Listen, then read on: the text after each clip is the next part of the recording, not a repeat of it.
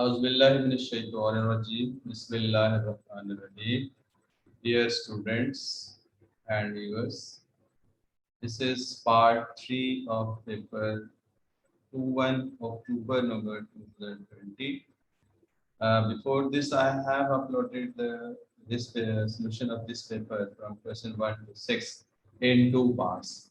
And this is the third and last part of this paper, question 7 to question 10. October number 2020. So let's start from question number 7. Please like, share and subscribe the video. Those who are new. Students, this is question 7. In this question, this is given that A, B, C and D are points on the circle.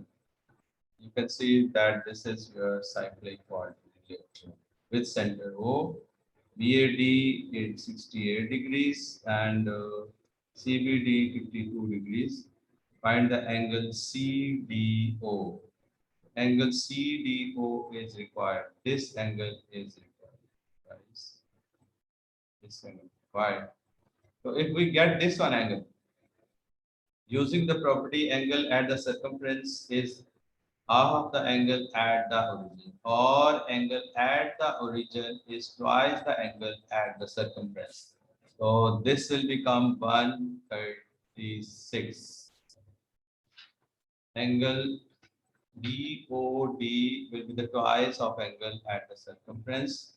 If we multiply 68 by 2, so you will get 136. Now, in this quadrilateral again, if you see this A, B, C, D is a cyclic quadrilateral, some of the opposite angles of the cyclic quadrilateral is 180 degree.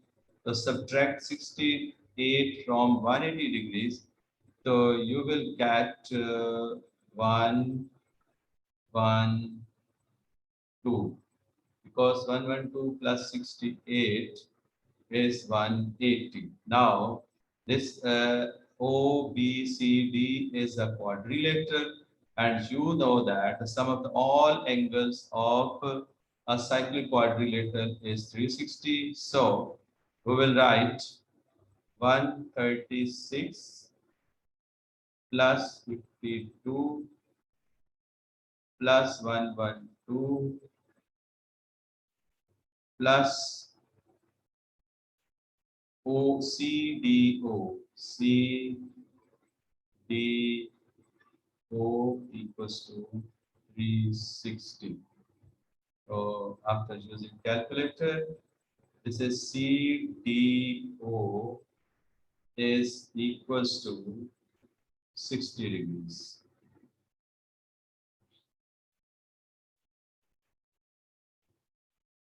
Your CDO will be 60 degrees. 60. That's it for this part. Now come towards the next part. Students, this is the B part of question 7. In this question, he has given that the cross section of a solid A is a sector of a circle of radius 6 centimeter and angle 30 degrees. The height of the solid A is 5 centimeters. This is given. Calculate the total surface area of solid A. In this, we have to find the total surface area of solid A. So very simple. You can see from in the figure.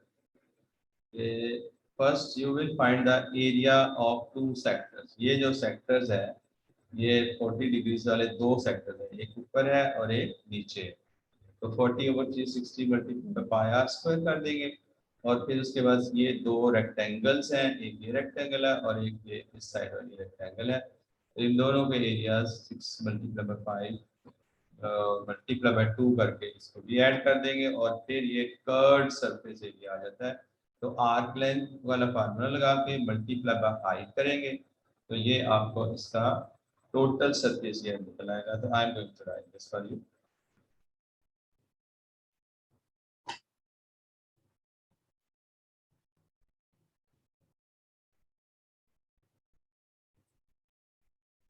Now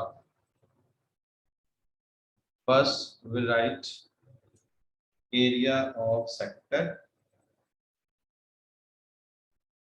total surface area, total surface area is equals to 2 multiplied by area of sector 40 over 360 multiplied by pi multiplied by radius है इसका 6, तो 6 square plus 2 rectangles 2 multiplied by 5 multiplied by 6 plus curve surface area arc length का formula 40 over 360 multiply by 2 multiply by 5 multiply by r6 और multiply by height that is 5 because इसका formula curve surface area of cylinder का formula होता है 2 पाई R H.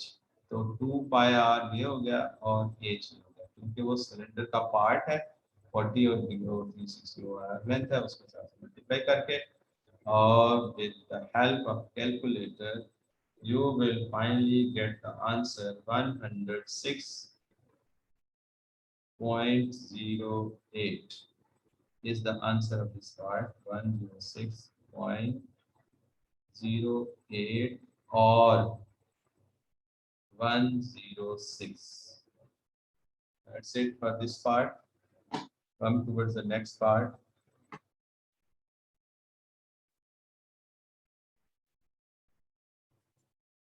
अब ये देखें ये पार्ट 2 है इसी क्वेश्चन 7b के पार्ट 2 है। इसमें कह रहे हैं कि solid B is mathematically similar. तो यहाँ पे आप लोग सिमिलैरिटी यूज करेंगे similar to solid A the ratio of volume of solid A to the ratio of volume solid B we can write here V A over V B is equal to इसकी ratio है आपके पास 27:1 ये उसने आपको ratio दी हुई है। तो इसके लिए आप इसकी पहले लेंथ निकालेंगे तो फार्मूला होता है बी ए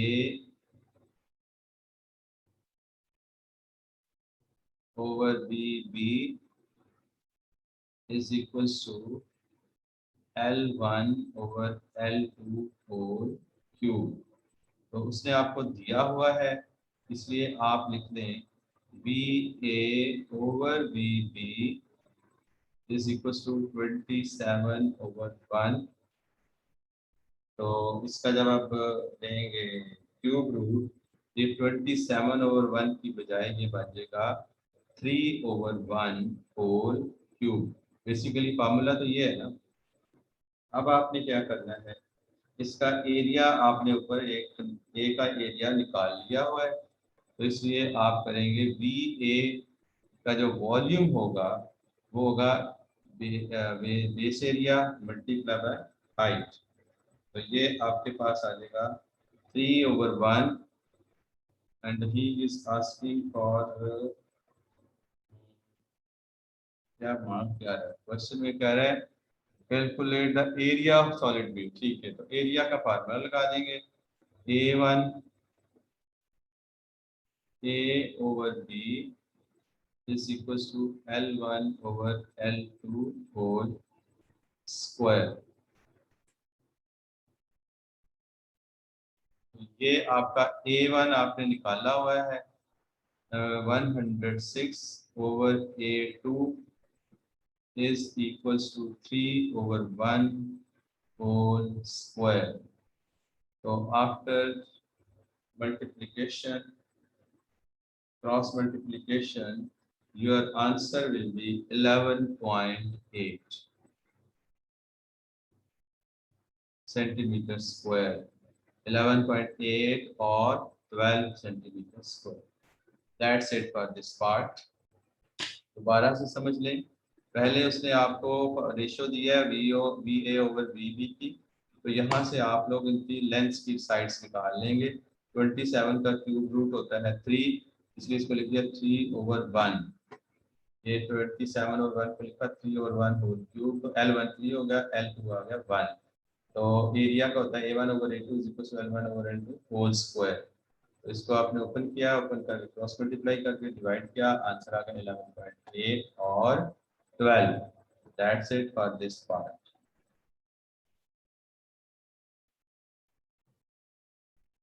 अच्छा, ये अब आपके पास क्वेश्चन 8 आ गया। क्वेश्चन 8 का कहता है कि a bag contains 36 balls, there are n red balls यानी unknown numbers है, n red balls in the bag and there the rest of the balls are green। इसका मतलब ग्रीन क्या होगी, 36 माइनस n। ग्रीन हो गई आपकी 36 माइनस n और रेड हो गई n। कहता है कि Esther the rest of the, अच्छा, the Esther takes 2 balls from the bag at random without replacement, यानी कि बॉल बैग में से निकाल के वापस नहीं रखता। Complete the tree diagram. अब इस ट्री डायग्राम में आप देखें कि पहले जो फर्स्ट प्रोबेबिलिटी है वो उसने लिखी है n/36 एंड 36 माइनस n/30। अब हम पहले ये लेट करते हैं कि उसने पहली जो बॉल निकाली है वो रेड है, इसलिए n में से एक लेस हो गया और टोटल में से भी एक लेस हो गया। लेकिन ग्रीन में से लेस नहीं होगा क्योंकि हमने एज्यूम किया कि रेड बॉल निकली है पहले, इसलिए ये दूसरी वाली एज इट इज ओवर 35 हो जाएगा क्योंकि टोटल में से 1 लेस होगा। अब यहाँ पे हम कहते हैं कि रेड एज इट इज रही, अगर रेड एज इट इज रही तो फिर n/35 आएगा, और ग्रीन में से एक लेस हुई है तो ये 35 माइनस n/35 आएगा यहाँ पे। तो फिर यहाँ पे हम लिख दें, इस जगह पे हम लिखते हैं n/35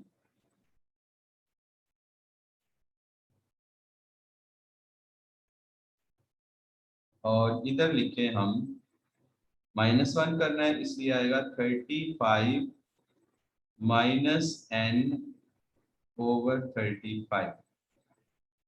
अब आपको पता है कि प्रोबेबिलिटी का सम जो होता है ना वो 1 होता है। अगर हम इन दोनों को ऐड करें तो देख लें आपका आंसर 1 आना चाहिए। 35 एलसीएम करेंगे तो 35 एलसीएम हो गए 36, 35 minus n plus n, n cancel, 35 और 35 1 आंसर आ जाएगा। इस तरह आपकी जो प्रोबेबिलिटी ट्री डायग्राम है वो कंप्लीट हो गई, ये करेक्ट है। अच्छा, अब आगे चलते हैं। इसमें इसका अगला पार्ट जो है वो क्या कह रहा है, आगे वो कह रहा है कि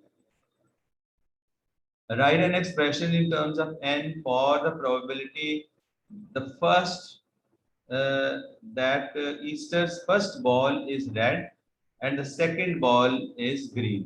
अब अगर फर्स्ट रेड और सेकंड ग्रीन तो आर जी होगा।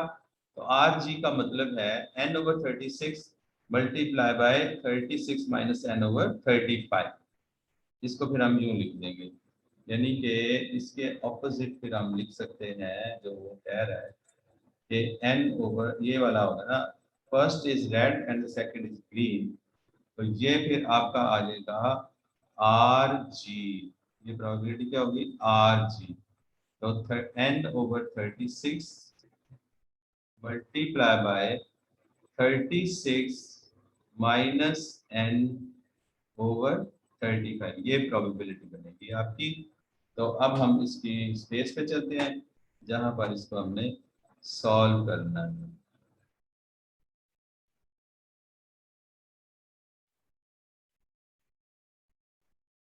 मतलब जी इस स्पेस में हम वो आंसर लिख देंगे आर जी वाला, तो वो होगा n/36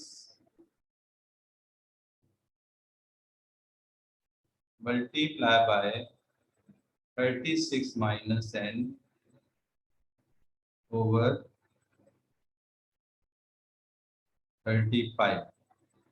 अब इस स्टेप में वो अगले सी पार्ट में सी पार्ट में कह रहा है the probability that Easter's first ball is red and the second is green is 1/7. इसका मतलब कि इसको इस पे इक्वल रख दें, तो n into 36 minus n over 36 into 35 is equal to 1/7. अब आपको कह रहे हैं कि इसको सिंप्लीफाई करें तो ये वाली इक्वेशन करनी चाहिए. Let's see. 7 को तो कैंसिल कर देना. 7 1 7, 7 5 35. ये तो 5. अब इसको जब आप क्रॉस मल्टीप्लाई करेंगे आपके पास आ जाएगा 36n minus n square is equal to 36 multiplied by 5 is 180. So this is 180. Arrange करें तो आपके पास आ गया n स्क्वायर माइनस 36n और plus 180 is equal to 0. That's it for this part.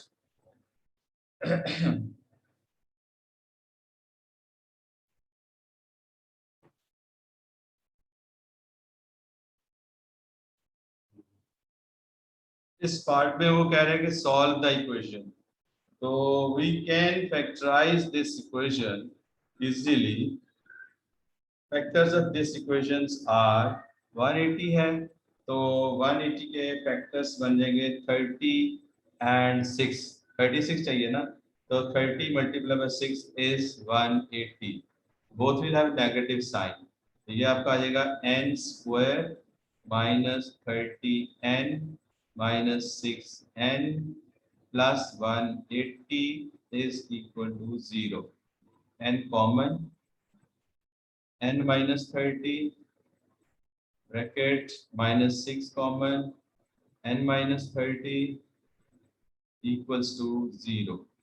So here you will get n is equal to 6 and n is equals to 30. So n is 6 and 30. That's it for this part. Dear students, please like, share and subscribe my video. Those who are new, please. अच्छा, अब इस part में in part ई वो कह रहे हैं कि जी there are more green balls than red balls. इसका मतलब है कि ग्रीन ज्यादा हैं, रेड कम बॉल्स हैं. Find the probability that Esther takes 2 green balls given that give your answer as a fraction in a lowest form. तो इसमें 2 ग्रीन बॉल का मतलब है कि पहले ग्रीन बॉल आई और फिर दोबारा फिर ग्रीन बॉल आई, यानी जी की प्रोबेबिलिटी होगी. तो वो हम लिखेंगे 36 minus n over 36 into 35 minus n over 35. अब आप देखें कि हमारे पास जो आंसर आया है n की वैल्यू आई है, एक 36 आई है और एक 30 है, एक 6 आई और 30. अब अगर हम 36 आई 360, अगर हम 30 लिखते हैं तो हमारा जो आंसर है ना वो नंबर ऑफ बॉल्स जो है वो फिर ग्रीन कम हो जाती है. इसलिए n की वैल्यू हम लिख लेते हैं 6. ये आ गया आपके पास 36 minus 6 over 36 multiply by 35 minus 6 over 35. अब इसको हम कर देंगे simplify. 36 minus 36 minus 6 is 30 over 36 multiply by 29 over 35. तो 5 से 6 5s are और 6 6 are 5 7s are. आपका आंसर फिर आ गया 29 over 7 6 are 42. ये आपका फाइनल आंसर है. 29/42. That's it for this part.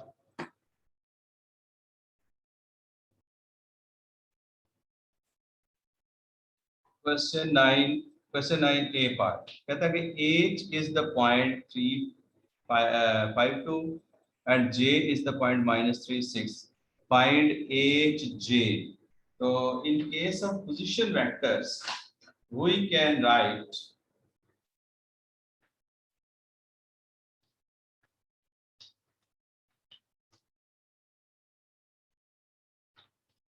in case of position vectors, we can write a coordinate point 5 to OH in the form of column vector. तो H को फिर हम लिख लेंगे OH equals to 2 5. ठीक है, इसी तरह ही आप लिख देंगे OJ vector is equals to -3 6. Now HJ means HJ का मतलब ये हो गया कि position second position vector OJ -OH, तो आपका OJ है -3 6 एंड OH है आपका 2 5. ये फिर आपका आ गया -3 -2 -5 और 6 -5 1. इसका आंसर फिर आ गया -5 1. ये आपका HJ पोजीशन वेक्टर आ गया। अच्छा जी, इसके बाद वो क्या कह रहे हैं जी, HJ मैग्नीट्यूड। तो मैग्नीट्यूड का फार्मूला आपका होता है, किसी भी वेक्टर का जब मैग्नीट्यूड आप निकालना होता है तो HJ magnitude is equals to x square plus y square root under root. Your x is 5 minus 5 square, bracket जरूर लगाए माइनस वाले के साथ, प्लस 1 स्क्वायर। तो ये फिर आपका आ गया under root 26। H J magnitude आपका आ गया 26। तो इसके साथ हम मैग्नीट्यूड का साइन लगाएं, this is the sign of magnitude. That's it for your 9A and B part।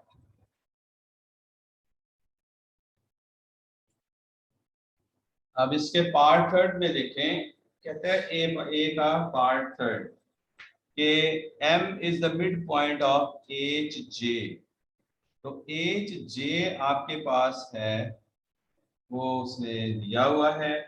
तो इसका मतलब ये हो गया कि इसका जो मिड पॉइंट हमने निकालना होगा वो फिर दोनों पॉइंट्स जो एच और जे हैं, तो उसका पोजीशन वेक्टर निकाल लेना। आपको एच गिवन है ऑलरेडी, क्या दिया है जी, एच 5 2।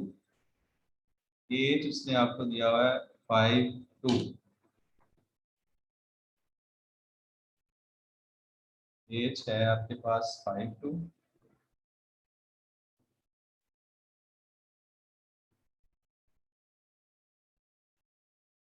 और जे है आपके पास -3 6।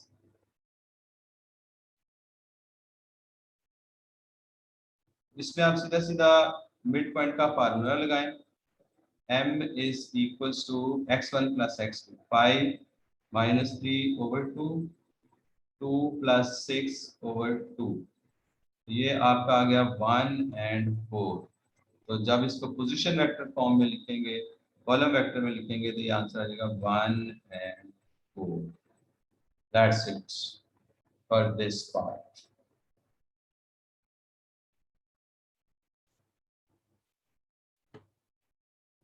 अच्छा, अब ये देखें इस क्वेश्चन में बी पार्ट में उसने आपको एक क्या दिया है जी, the diagram shows a shape made from 7 identical equilateral triangles. अब ये जरा ज़हन में क्लियर कर लें, इक्विलैटरल का मतलब है कि इन सब की साइड्स आपस में इक्वल हैं और आपस में एंगल्स भी इक्वल है। ठीक है, अब जब साइड्स इक्वल हैं, एंगल्स इक्वल हैं, तो जो जिस वेक्टर जिस डायरेक्शन के साथ आपको नजर आ रही है साइड, उसी की लेंथ उसके ऑपोजिट वाली की पैरेलल लाइन की होगी। मसलन ये P है तो ये भी P होगा। ये एरो का जरा आप लोगों ने इस क्वेश्चन इन क्वेश्चंस में यही मसला होता है बच्चों के साथ, ये एरो इसके साथ ये पैरेलल है इसके, ये भी P है। इसी तरह ही ये चूंकि नीचे को आ रही है तो ये वाली भी आपकी नीचे की तरफ को देना है आपकी डायरेक्शन, ये Q है और ये भी Q है। और इसी तरह ये P के पैरेलल ये वाली साइड है तो ये वाली लेंथ P है। इसी तरह इसके जो पैरेलल ये Q के पैरेलल है तो ये वाली ये P के पैरेलल है, इसलिए ये आपकी P होगी। और ये वाली जो लेंथ है ये किसी के भी पैरेलल नहीं है, इसको आप सेपरेटली कैलकुलेट करेंगे। ये ऊपर वाली देखे ना, यहाँ से ये नीचे से ये डायरेक्शन जा रही है, तो ये लेंथ जो होगी ये आपकी, आप इसको रीड करेंगे, क्या रीड करेंगे इसको, ये है ओ ए बी, ये ए बी है। तो जब आप ए बी पढ़ेंगे तो ए से आप जाएंगी बी की तरफ, तो ये हो जाएगा Q प्लस पी, ये लेंथ आपकी बन जाएगी Q प्लस पी। इसी तरह अब ये Q प्लस पी तो ये भी Q प्लस पी। ये सारी चीजें मैं इसलिए पहले आपको बता रहा हूँ कि मैंने दोबारा इस फिगर पे नहीं आना, और ये सारी कैलकुलेशंस मैंने आपकी जो जो मैंने वर्किंग की हुई है वो आपको बता देनी है। इसी तरह ये अगर Q प्लस पी है तो ये भी Q प्लस पी है और ये भी Q प्लस पी है। अब जब ये Q प्लस पी है और ये डायरेक्शन आपकी, ये डायरेक्शन का ख्याल कर लें, मैंने ए बी की तरफ का डायरेक्शन यानी ये डायरेक्शन दी है, ये डायरेक्शन दी है इसकी भी, और इसकी भी ये डायरेक्शन है, इसकी भी ये डायरेक्शन है। अब आप देखें कि आपने बी सी निकालना है, यानी ये डायरेक्शन आपने देनी है। बी सी जब आप निकालेंगे तो बी से आपने सी की तरफ आना है, तो जब बी से आप सी की तरफ आएंगी तो पी का ये इसका साइन चेंज हो जाएगा, P plus Q, minus P plus Q, तो ये आपका क्यू हो गया। तो फिर इसी तरह ये भी आपका क्यू हो गया, पी प्लस क्यू, और ये भी पी प्लस क्यू है। नीचे को आएंगे तो ये आपका क्यू बन गया। अब ये सारी जो रिक्वायर्ड चीजें थी वो सारी मैंने इसके ऊपर लिख दी हैं। अब आप देखें एफ बी का पहले तो आंसर मैं आपको इजीली बता दूं, एफ बी, तो एफ बी का आंसर हो जाएगा 2p। एफ से बी तक आप जा रहे हैं तो ये आंसर, तो ये एक ही लाइन में ये सारा कुछ लिखने की वजह से हमारा पहला आंसर ये निकल आया 2p।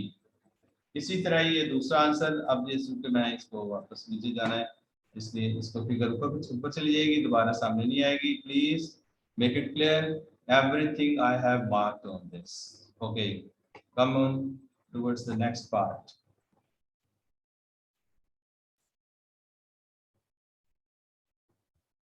अच्छा जी, एफ डी के बाद है आपके पास एफ ई, तो एफ ई ऊपर मैं लिख चुका हूं, तो वो आपका होगा P plus Q, P plus Q होगा एफ एफ ई, और एफ बी आपका होगा 2p। अब हम नेक्स्ट पार्ट की तरफ चलते हैं। ये दो पार्ट्स आप फिगर से देख के इजीली समझ सकते हैं। आप अपने पास पेपर की हार्ड कॉपी रखें और ये सब उसके ऊपर मार्क करें तो आपको बहुत अच्छी तरह ये सारा कुछ क्लियर हो जाए। इस पार्ट 2 में देखें, कहता है कि x is a point on F B and F X ratio X B is 3:1। अब मैं जरा दोबारा फिगर पे वापस जा रहा हूँ, तो F X is a point on F B, तो एफ बी के ऊपर एक एक्स पॉइंट है कहीं भी हम लगा सकते हैं, लेकिन अगर हम रेशो को देखें, दोबारा देख लें रेशो, कहता है कि F X ratio X B is 3:1, यानी एफ एक्स एक्स बी का 3 टाइम्स है। तो एक्स बी जो होगा वो छोटा होगा, एक्स बी यहाँ पे कहीं पे हम एक्स लगा देते हैं, इस जगह इस पॉइंट पे। तो F X ratio X B is 3:1। तो यहाँ पे अगर हमने ये पॉइंट लगाया तो ये हमारा हो गया जी, ये इधर लेट्स सपोज कि ये है एक्स, यहाँ पे मिड में लगा देते हैं, ये एक्स है। तो F X ratio X B आपके पास है 3:1। F X ratio X B आपके पास है जी 3:1। अब आपको पता है कि एफ बी आप पहले कैलकुलेट कर चुके हैं। एफ बी आपके पास है 2p, ये आपने पहले कैलकुलेट कर लिया हुआ है एफ बी। तो अगर हम इस पे सम ऑफ द रेशियो का फार्मूला लगाएं तो एफ एक्स आपके पास आ जाएगा, एफ एक्स की लेंथ अब आप कहेंगी, इसको एरो नहीं लगेगा, F X is equals to 3:1 है ना, तो ये है 3:1।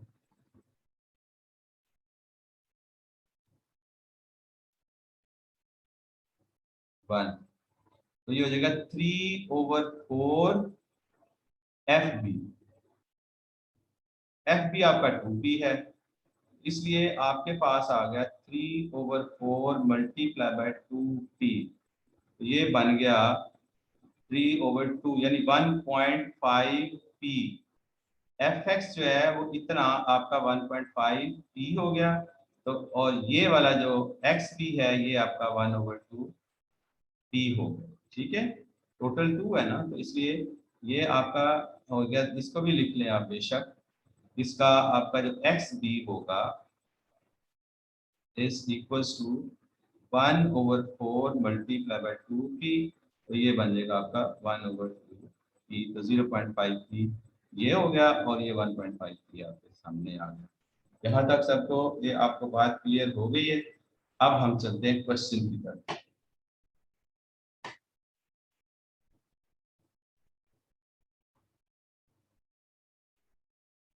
पार्ट 4 था, पार्ट 3 था, पार्ट 3 कहते हैं कि express O X as simply as possible in terms of P and Q.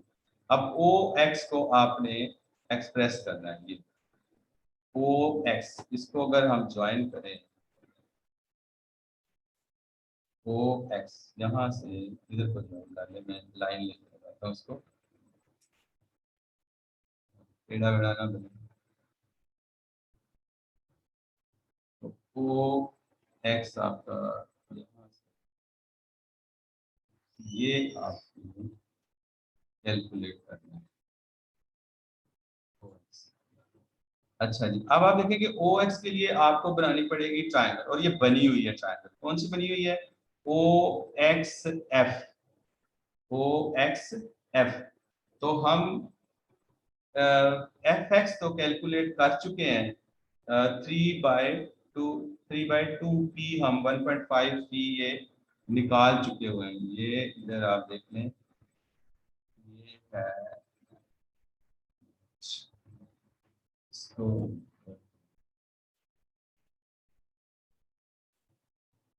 ये हम निकाल चुके हुए हैं 1.5p एफ एक्स हम निकाल चुके हैं 1.5p। तो O X is equal to O F plus F X. Clear? अब हम चलते हैं बॉटम में, जहाँ इसको हम सॉल्व करते हैं। तो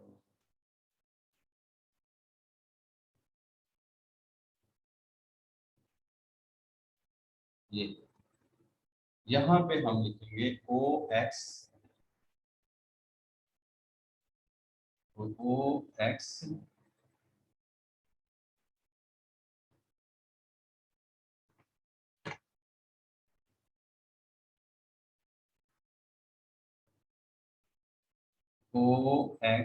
is equals to OF plus FX। तो ये जनाब आपका आ गया। OF तो आपका है Q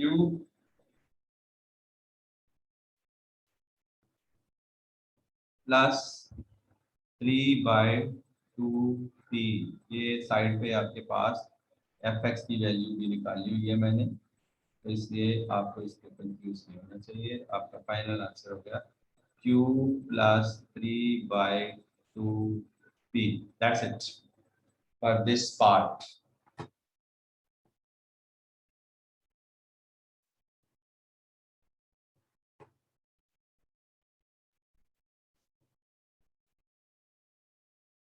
अच्छा, इसमें ये देखें कि ये ऑलरेडी आप 1/2P पहले कैलकुलेट कर चुके हुए हैं। ये लास्ट पार्ट हम सॉल्व कर रहे हैं इस क्वेश्चन का। तो इसमें यहाँ पे y इस जगह पे ये भी 1/3 की जो कि रेशियो सेम होती है इसकी, उसके हिसाब से ये भी 1/3 की रेशियो पे डिवाइड हो रहा है। तो जब आप इसको करेंगे तो इसकी रेशियो आपकी बन जाएगी, फाइनल आंसर जो बनेगा इसके लिए वो 1/2P प्लस 4/3Q बनेगा। तो उधर अगर हम उस पे सोल्यूशन पे जाएं इसकी वर्किंग करके, तो हमारे पास जो आंसर आएगा ना वो बनेगा, इसके नीचे चले हम, इसका जो फाइनल आंसर बनेगा वो बनेगा 1/2P plus 4/3Q।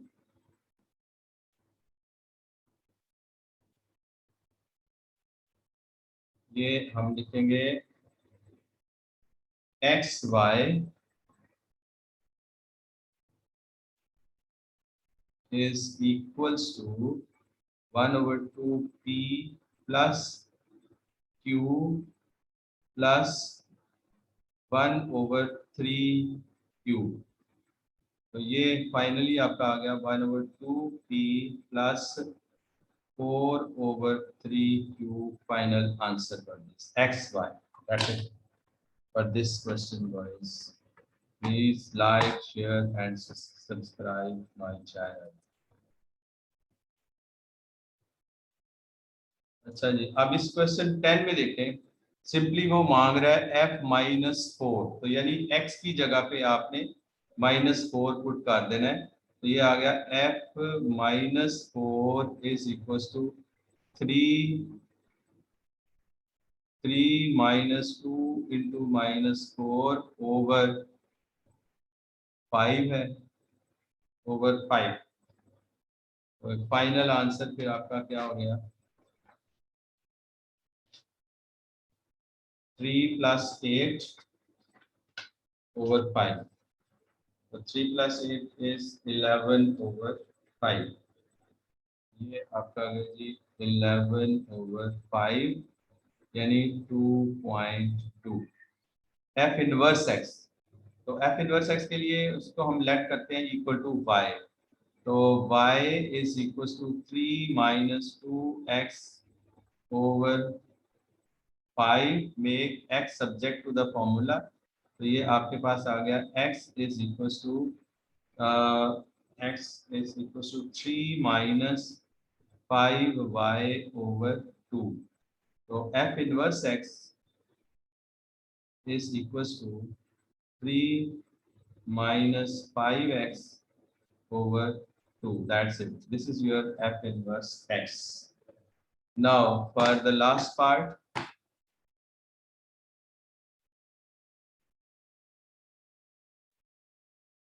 in this gp is equals to fp plus 1। यानी आपका जो gx फंक्शन है उसमें x की जगह पर आप p पुट कर दें। तो ये आपका आ गया p - 7/4। gp आपका बन गया p - 7/4 is equals to, sorry, minus equals to f x में आपने पुट करना है p + 1। तो 3 - 2 into p + 1/5। Do cross multiplication. So you will get 5p minus 35 is equals to 12 minus 8p minus 8. So 5p plus 8p is equals to 12 minus 8, 4 plus 35. So 13p is equal to 39 and p is equals to 3. That's it for this paper, students. You will solve this paper first, and if you feel any problem in any question, you can comment and you can ask me via comments or from my mobile number which I gave in the description. So please like, share and subscribe my video. Allah Hafiz. See you in the next sitting, next paper. Allah Hafiz.